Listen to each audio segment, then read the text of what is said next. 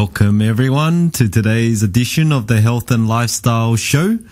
How are you, Yen? Hi, I'm good, everyone. How are you? Hi, Sam. Well. Excellent.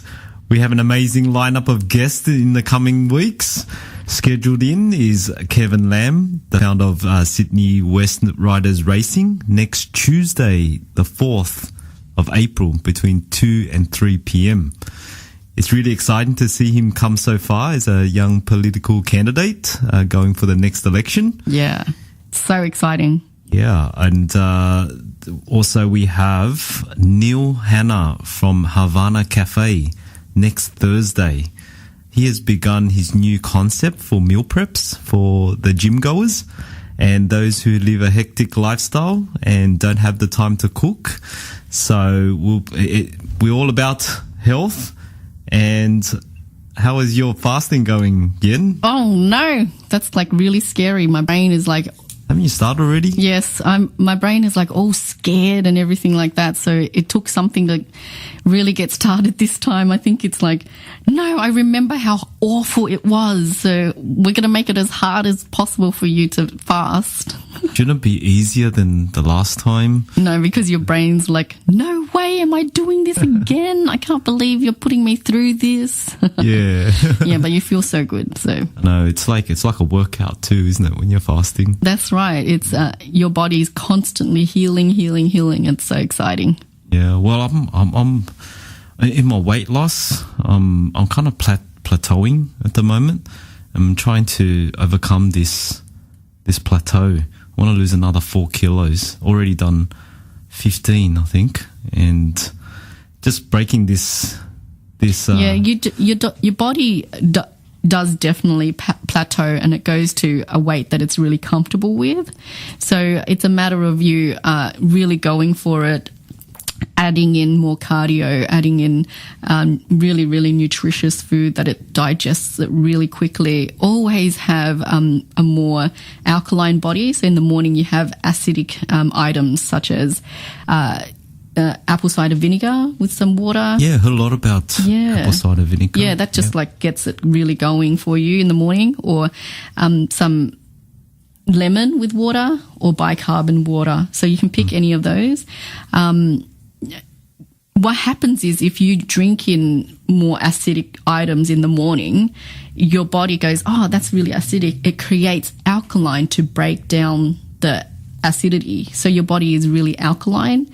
It's just cleansing. So that will help you with... So you think I should change it up now? Yeah, in the morning, your body it depends what you do in the morning, really. It sets the tone for the day. Yeah. Yeah. So try that. Whatever I've been doing for the last few months has been working, and now I'm plateauing. So something I need to change up now. Yeah. So I think just add that in more, and then you'll be digesting and really cleansing, and you'll just always keep in mind to keep your body alkaline. Yeah. Yep. Okay. Awesome. Well, we have today a guest who knows all too well about overcoming obstacles. Yes. And to interview her, I'll hand it over to you, Yen. We'll be talking about overcoming obstacles and leadership. So over to you, Yen. Thanks. Welcome, Karthika. How are you? I'm good, thank you, Yen. Oh, so glad that you could make it today in this crazy weather. Yes, it was. Was it a long trip for you? I live quite close to the city, so it was quite a long trip back to Liverpool for sure. Yes. Yeah. Thanks so much for battling the weather and the traffic to get here. It's my privilege that you're here, and you can teach and train us so much, and we love you to share your story with us. Thank you for having me. Yeah, I'm so excited. And so let's talk a little bit about how it was for you and where you grew up. So you were born in Sri Lanka? Yes, yeah. I was. What was it like for you growing up over there? Well, it's, you grew up in what you know. You're a child, so pretty much, everything that's around you is all you know. And that must have been lovely and fun, though. Yeah, it's a very tropical country. Yeah. It's a country that's got sun most of the time. Yeah. And a bit of rain occasionally, so that's all you had to worry about. And a lot of cricket.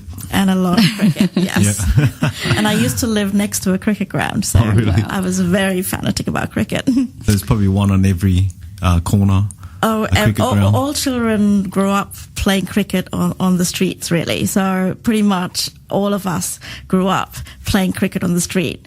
The traffic stops and waits for you to bowl. Really? So yes. Wow, yeah, because I told Sam, okay, Sam, I've got Karthika and she's from Sri Lanka, and Sam goes to me, she's going to be into the cricket. Absolutely, Sam. Yeah, okay, so how long were you there for? Most of my childhood was in Sri Lanka, and I started my career there as well. So pretty much finished my schooling there, did all my degrees there, and basically started working there. Yeah, what did you study? What degrees do you have? I've got my accounting degrees. So I'm a chartered accountant and a management accountant. So I did both of those things. Yeah, and you work for Ernst & Young over there, did you? Yes, I did. So I actually did both of those degrees while actually working full time as well. Amazing. So it was, it was hard work and hard play all at the same time. Yeah, that's really inspiring to do work and study. It takes something. Yes, it does. It takes a lot of balancing actually, because your classes are after work and during the weekend, so you don't have a lot of free time on your hands. And work is, Ernst & Young drives you hard. It is considered reasonably a place where you actually work, not a 9-to-5 job. Yeah, that's right. So, how many hours were you pulling there? Oh, deadlines are deadlines. So basically, they can be till midnight, till 9 o'clock in the night. Some days, so it all depends on the deadline on the day, that you're working on. Wow, I really commend you for working that hard, and it's got you to where you are now and all the education that you have, so you can make a real difference to people. Yes. Yeah. Okay, and then also. You had a setback in needing to take care of your dad. Can you tell us a little bit about that? Yes, so that was so I kind of finished my so when I came to Australia, I started again. Oh yeah, when did you get to Australia? In 2010, I think. Yes. Yeah, what had you decide to do that? Well, I was working at the time for ABN AMRO. I've been working for them for 18 years, and throughout my career, I'd been moved around, and I ended up in head office in Amsterdam. And ABN AMRO got sold to a consortium of banks. And at that time, I knew my job was not going to be the same again. And at that point, I decided, well, if that is the case, then what is it I want to do in life? It was a sort of a catalyst, if you like, as to, do I stay and move with one of the banks that's taken over a part of the business, or do I actually do something for myself? And decided. What was the process in making that decision? Because a lot of our listeners, that's what we always deal with. Hey, Sam, we deal with what should we do now? Yeah, well, I've been thinking about actually the fact that, my family was all over the world at that point. I was in the Netherlands. My parents were in Sri Lanka. I had a sister in the US, and I had a sister in Australia. So wow, that's really, really spread out. Absolutely. Right. So we were in 4 different continents with 4 different time zones. So over 10 years, that takes its toll in terms of sort of, keeping the connections, making sure that, everyone's connected. And my parents were getting older, and I decided that for them to have a place to go in the event that, they got sick or anything like it. And, for their old age as well, I needed to move, or one of us needed to move, to create a consolidation of the family.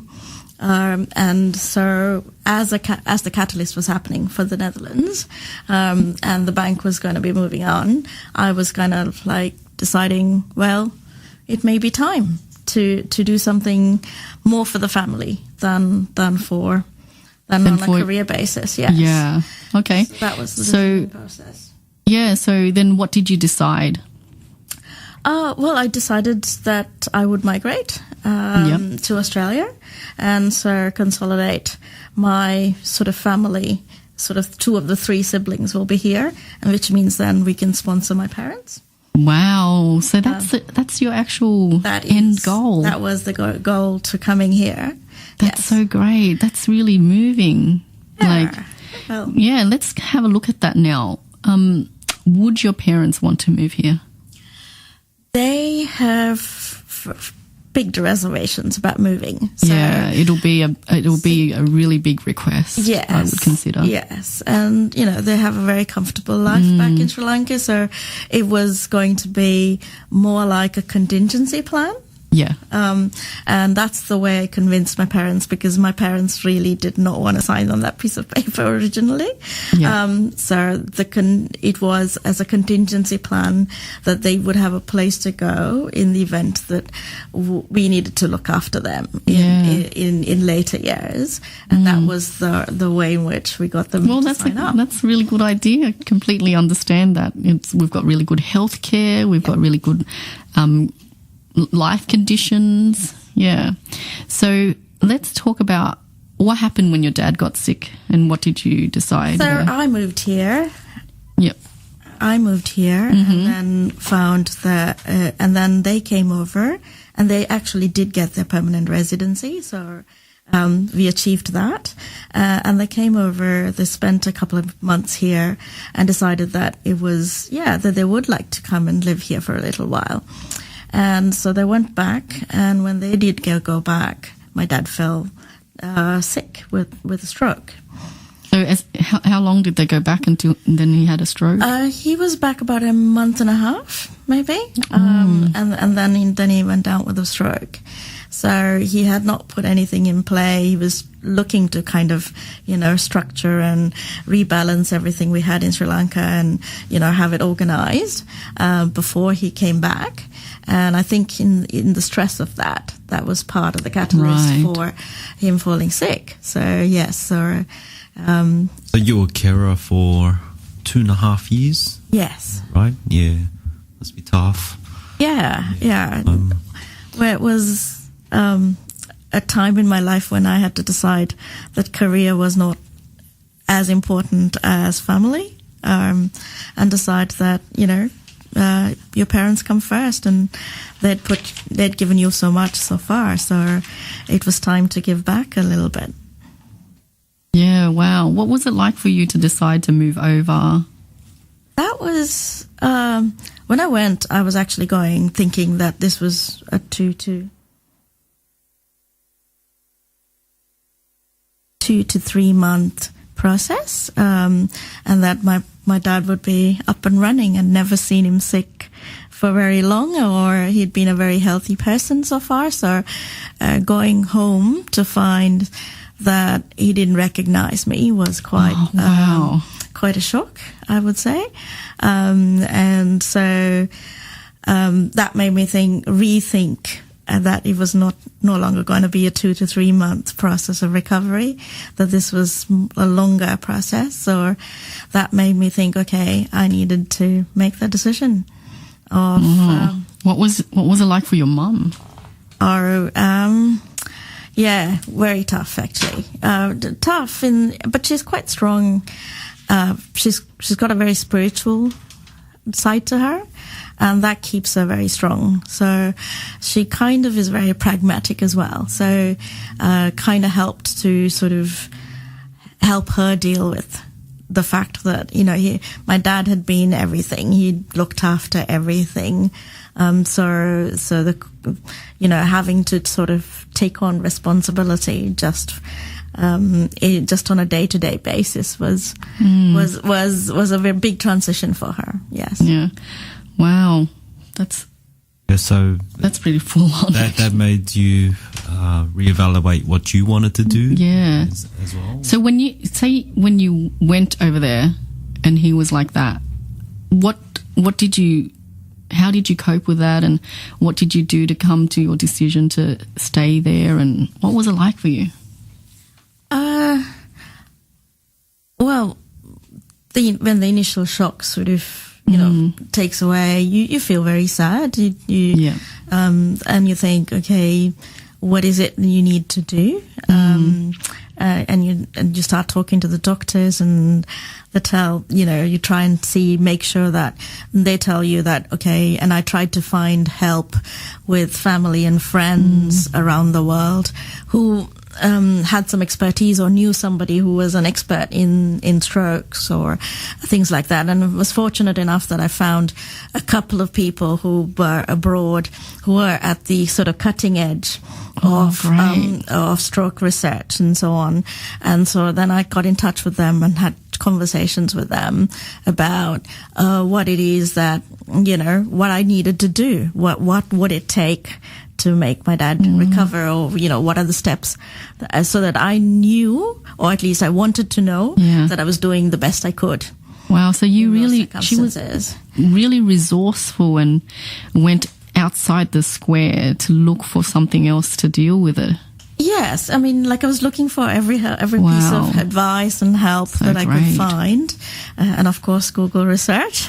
And that was my sister's job. All the medicines that my dad got and everything that was talked about, I sent her all the reports, and I told her this was your part of the deal in the US. She's pretty good with Google research and looking up all of these kinds of things. She'd done it for her mother-in-law before, so they were in charge of actually looking up all the medicines, making sure that is there an alternative, what are people saying about the reviews of these medicines, and and those kinds of things. So that was her part. I really love how you took the leadership role, and that you chose to stay there to be with your dad. And I know you did a lot of things to deal with over here to stay with your dad, and then really gave different responsibilities to your brothers and sisters, and that they didn't have to go there, and you deal with it all. What was that like for you? Well, it was initially a very pragmatic thing to say, well, if I was going to stay there for 2-3 months, maybe there was somebody else who needed to take over. So it would be easier if we did it as a staggered basis. But then when I realized it was going to be a much longer gestation process and a recovery process, I decided to quit my role and stay on and do it as a full-time process. So that kind of helped sort of everybody else sort of come when they can. And because they all that's had a big kids. Sacrifice on your end, It is, but I'd already had a good career to date, and I felt confident that this was a time that I needed to give to my parents. And so you're such a good daughter. And how you handled it. My mother had a terminal illness as well, and being a carer for 2 years, and I found it very difficult, had to quit my job for 2 years. And how did you handle it, like in terms of financial, emotional as well? Was it a spiritual thing that you had to overcome? She's really moved now. She's getting emotional. I think handling it, I sort of financially, I didn't really know where my parents stood in terms of, where they're. I knew there would be cash, but whether that was liquid or not was a question mark. So one day, Mum and I actually had to go to the bank manager and say, "Can we have a look at Dad's bank statement so we could find out whether he would have the liquid funds," especially as Sri Lanka, the private healthcare is expensive, and you don't have any insurance. So, or you have insurance, but it's not enough for such a situation. So I had to find out if I had the finances to deal with it. Of course, all my brothers and my sisters had all said that if there was any issues, that they would chip in as well. So for the financial side, it wasn't a worry, but I just wanted to know, if you like, that the accounting side of you came in. Yes. So once I knew that was a comfortable space and that I didn't have to worry about that too much, then it was really about finding the right type of carer. So when my dad came back from hospital, we had to have full-time care for him. So finding the right people to care for that, and that takes a bit of time to get the right nursing at home to deal with it, to actually get a room downstairs in the house organized for him within a week. So we had to clear stuff out and get it painted again. The room, it was a storeroom, so really had to be redone to be a livable space. Well, you really took care of everything. I really commend you. And I think right now you're getting emotional because I think you never really looked at how courageous and all the things that you did. So I think you're being moved by who you are right now.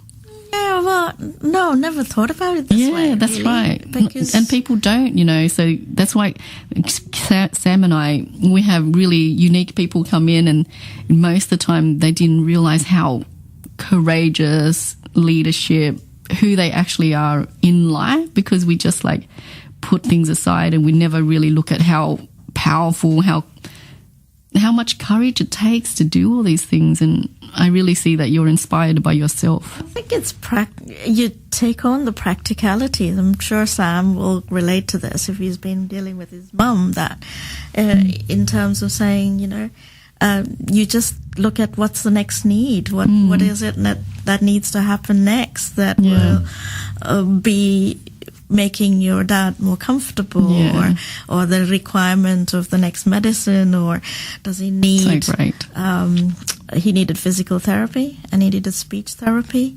and I got him both of those things. I managed, begged and pleaded the speech therapist, because they're rare in Colombo. Are they? They're not easy to find. It's a new profession in Sri Lanka. We have a lot of speech therapists here. That's right. A lot. But it is not. It is a new, nuanced profession just starting to take hold. So there aren't too many of them around. Wow. So the hospital was the only place that really had some, and they were not willing to come home. They're probably so booked out. They are, and she had a clinic that she was running, but it was too far away for my dad to travel to. So I begged and pleaded, because the hospital was close by, that I would come pick her up. Wow. And take her home right after she finished work, so that, it would help out. Yeah. And so, so... Amazing. I really commend you for all the things that you do. Do things as practical as you can think of, make things happen. So you were there for 2 years. So anything else you wanted to say about taking care of your dad before we move on?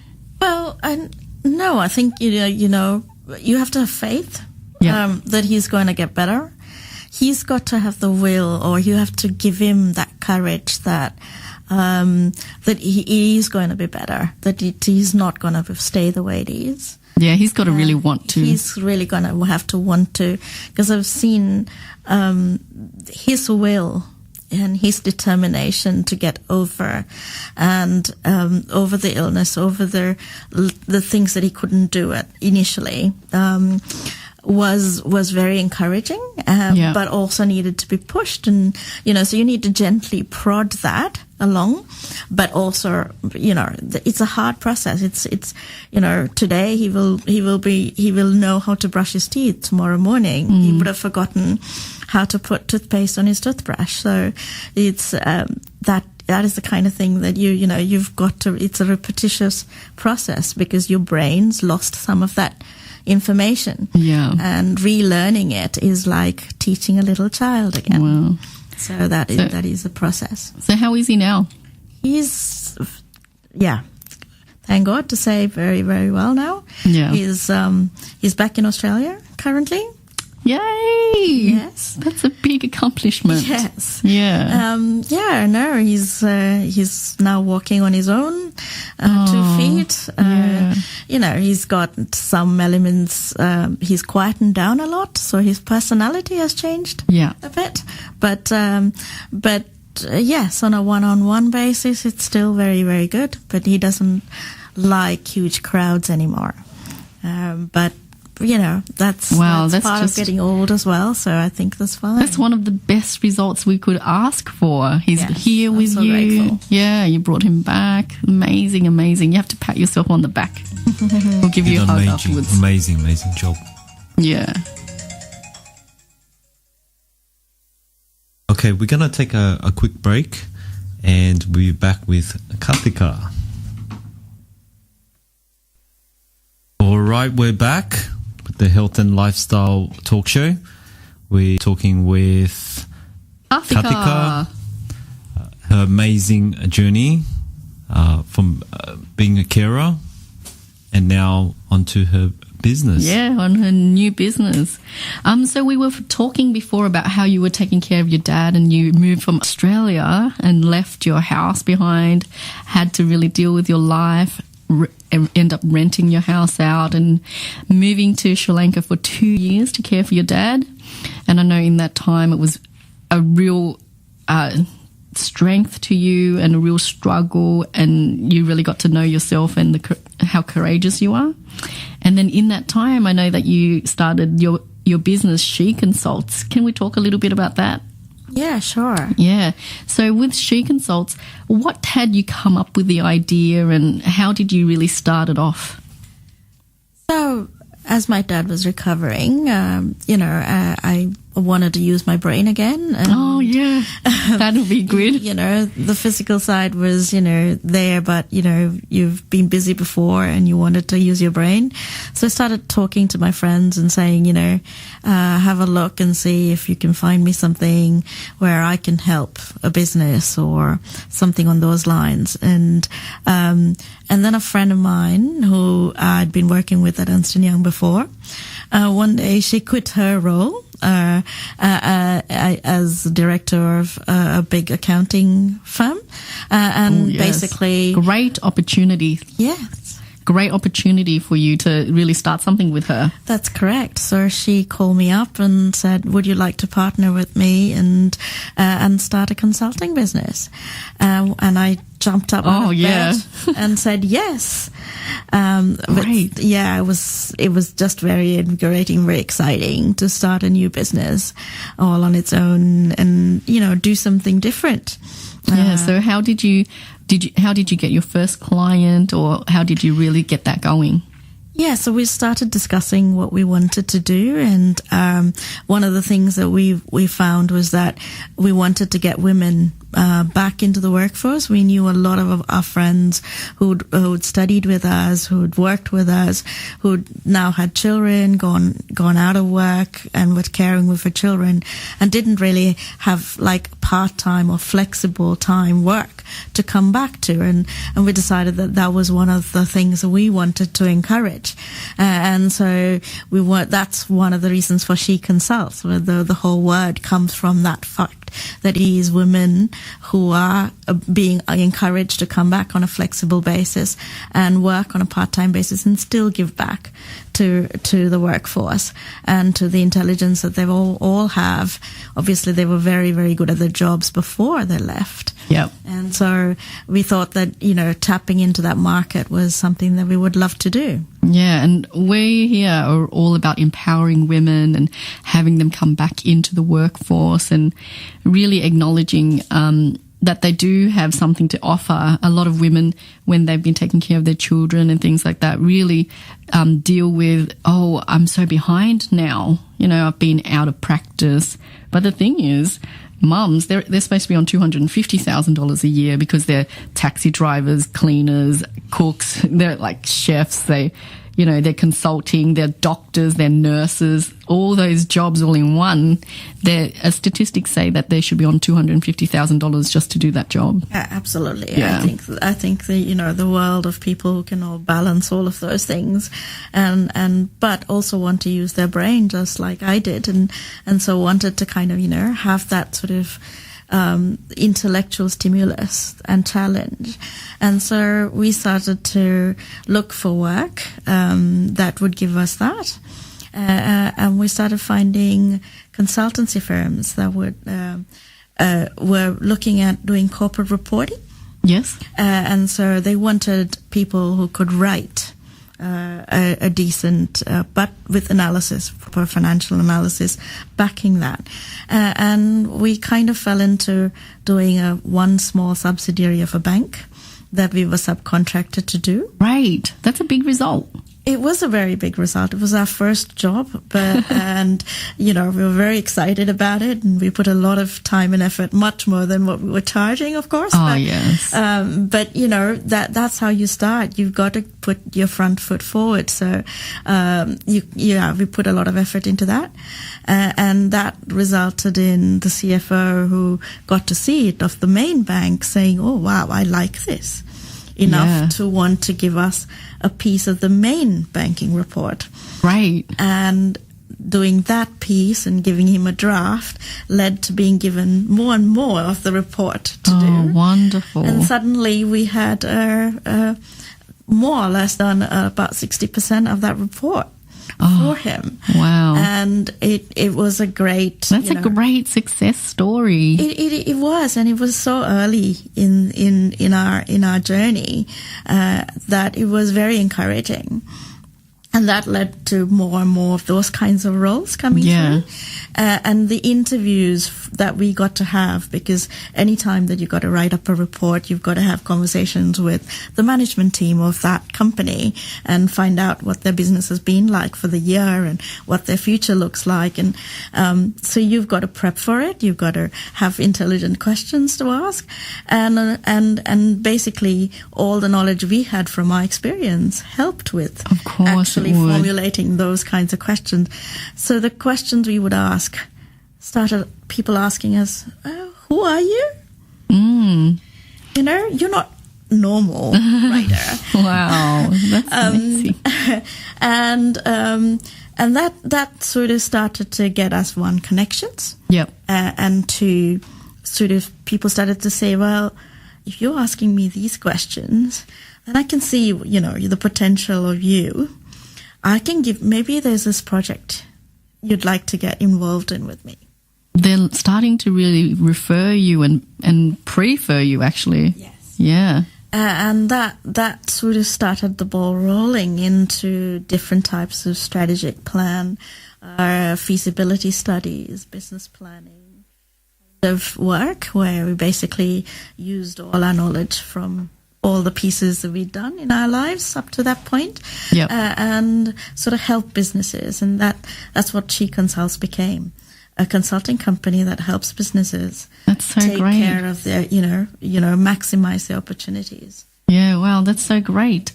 So now you've moved over to Australia. What are you planning for? Because that consulting company started in Sri Lanka. That's correct. So we're moving that business over to here now. That's exciting. Yes, so this is the start of that.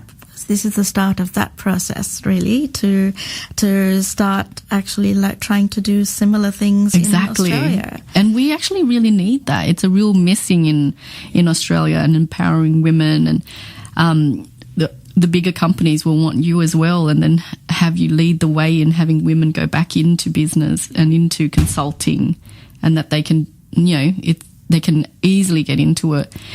A lot of times I think it's just all in our mind.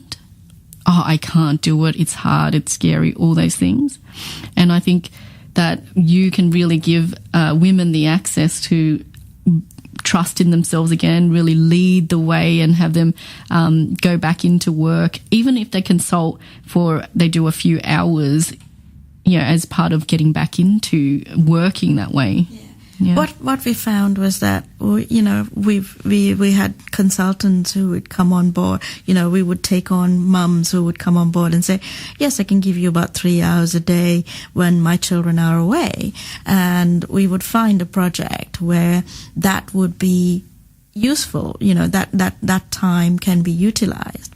And yes, basically they would do that role that would actually fit in with the time that they had. That's great. And they would do that project, and maybe next time it would be school holidays and they can't do any more work. Yeah. Which means that the next project doesn't go to them, it goes to someone else. Oh, so that's great. you work on a project basis, on a part-time basis that suits you. But whatever role you take on, you do that part, and you do it well, and you do it to your professional best.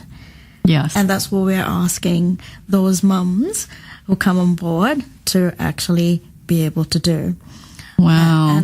And what you find is that they give more than 110%. Oh, they do. They really do. Yeah. My sister is HR consultant for, she used to do it for EDI Rail. And, that's exactly where she's at. So when you were talking about it, she was the best. She dots the I's, crosses the T's, looks at it over and over again. She's amazing in her work.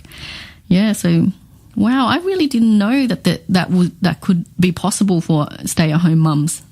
I think it's all possible. Mums are amazing people, and they've all got so much of that education and experience from the time before. They all have these degrees children. and things like that don't get to use while they're my sister's on another 2 years of staying at home. So she's been staying at home for 1.5 years, and she's got 2 more years, got 3 children under 5. Perfect space for her. And she has... she's putting her younger child in next year, 1 to 2 days to childcare. She calls it her mental health day. Yeah, and she does experience mainly baby language, and she really wanted to use her brain. She's starting to say that, I need to do something. That's right. We need to have a conversation with your sister, it looks like. So great. Okay, so what's next for you now? So I want to build the She Consults business. So we're starting in Australia, as I told you. So we're looking for any business that really is looking for advice, and they want to see how to grow their business, to explore new opportunities, maybe kind of have a good idea, but don't really still have a business plan or a strategy, or where they want to take their business, or what's possible, or have a great product already, but have not marketed it well enough. Or business in trouble already. They might have been in business for a while, and they're not finding that they are actually making ends meet, but they know that the potential of this business is bigger than that, but they're not quite sure what's wrong with it. Yeah. It's like, when Sam and I always talk about it, when you're fish in water, you don't know that there's water. So it's the same as your business. When you're inside that business, you don't see all the blind spots, all the things that, someone else looking in can tap on your shoulders. Hey, look over here. Exactly. So somebody will take a outside perspective in to look at it with a fresh pair of eyes, have a look at it. And I'm willing to do that first hour for you for free. Yes. To sort of see if it's something where we can work together, because that there's a level of trust that needs to be built when you're opening up your business to somebody, especially as it's generally your baby. For a small business that wants to just explore, willing to do some of that for free and see, okay, in an hour, can we get somewhere? Can we see a relationship starting? And if that is the case, then we start talking a bit more about how we go further. That's right. What were you saying? A mentoring program, is this what the consulting business is? No, the consulting business is basically about helping the business. Yes. Mm-hmm. So you're somebody who sits alongside the owner, the director, the board, or the company's management team, and help them to grow their business. Right. Okay. Yeah, it's business consulting. I'm looking at your credentials here, and you did coaching and mentoring for a team of business banking managers to achieve their targets. Right. So you're in a role of leadership there. What do you think is the most important thing in leadership? I think leadership is about actually getting the team to walk in one direction, in the direction that, and everyone needs to be willing to walk that same direction. So the team dynamics and getting everyone's best, so that then when you're working together, you're all giving your best, because everyone has different skill sets. Yes. And all of it is needed, otherwise you wouldn't be part of that business. So the leading is really about helping everybody to get to that same destination. Even with their uniqueness. Can you imagine me? Always outside the square, a little bit different. Yeah. It would take somebody who's done the walk, Yeah. and then you can do the talk. I think you put into a position where you are being told you're the leader, but you've got to have your team that actually works with you. So motivating them is and helping them be happy in what they do, and sort of giving them a little bit of more than they know they can do as well. Yeah, so that's that right. you challenge them.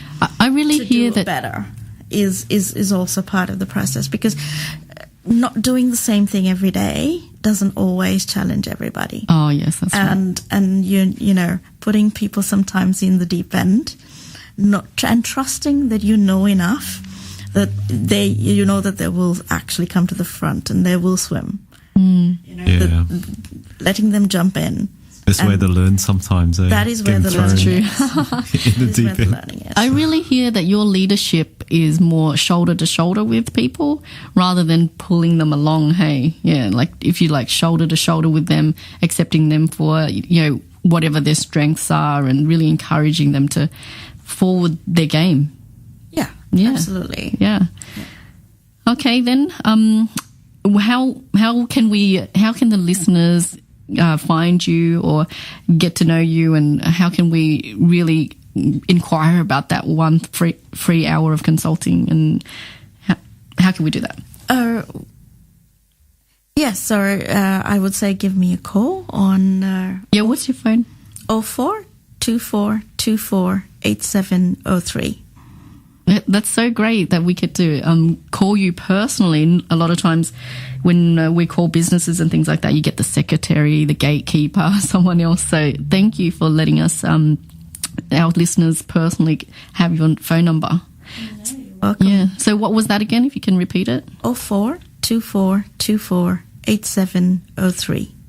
Thank you. She Consulting. She Consulting. Yeah, we can really support you there as well. So Sam and I are 110% behind you. We really want for your business to be the one to go to, so the number one consulting company to go to, especially with all women and females. I'm running International Women. Mm-hmm. Yeah, so International Women are 100% behind you, and we support what you do, and we'll definitely refer our clients to you, and you can be a part of our Shark Tank panel when we have our grand opening. Yes. Yeah, and we do lunch and learns, so all the companies come and all the businesses come, female businesses come. Like, we do have a lot of men be involved as well. The source work, the foundation of my company are two men that are really forwarding the company. So we're not blanketing it for that. That's what women. This talk show is all about too, just bringing people together, bringing businesses together. Yeah. And we find that a lot of it's complementing with each other. I like almost every single business is complementing the business that we're running. Like, International Women's is literally helping everyone, and every single person that's come in here, we can really partner with them. It's really amazing. That is wonderful. Thank you so much. And Ian. I just really loved having you on our show. You shared with us so divinely and so vulnerably, and I was really moved by your story. I really admire, what you do with your father as well, and taking on the roles of leadership that you are. And and your CV more than when Sam and I read your CV, we're like, oh wow, this is amazing what you've done and who you are and where you've worked. So thank you so much for being here. Thank you so much, Sam and Ian. It's been a pleasure. Yeah, and we hope to see you again soon. We'll really follow your business, and as soon as you have, when you're really big and going, we're still our radio station. We'll want you on again. Oh, absolutely. Yeah, thank you so and much. We'll wish your father well as well. Thank you so much. All our love. Okay. Thank you. Well, thank you guys. This is such a good segment today, Sam. Absolutely. Yeah, we really enjoyed it. Well, but that's it for this edition. Yes. Of the Health and Lifestyle Talk Show, and we'll bring in more amazing guests. Yeah, it's so lovely. Every single person has such a story, and we just really love every single one of our guests. It's so amazing to hear everyone's story. And I admire how they get really deep into it as that's well. right. And I hope everyone can get something out of it as well. We all can learn something from our guests. Yep. And be sure to tune in next week on Tuesday. Between 2 and 3, we have Kevin Lamb from Sydney West Riders Racing. And also tonight, anybody would like to obtain tickets to the Bulldogs and the Broncos game at ANZ Stadium, we have 4 tickets. Yay! So let us know. Send us a message. And we wish you a really absolutely amazing day today. Day and weekend. And also stay dry. Stay dry. That's it. It's raining all week, isn't it? Yeah. Oh, man. Okay, so next week, join us on Tuesday and Thursday at 2:00, and have a wonderful week. Bye, everyone. Peace. Bye. Bye.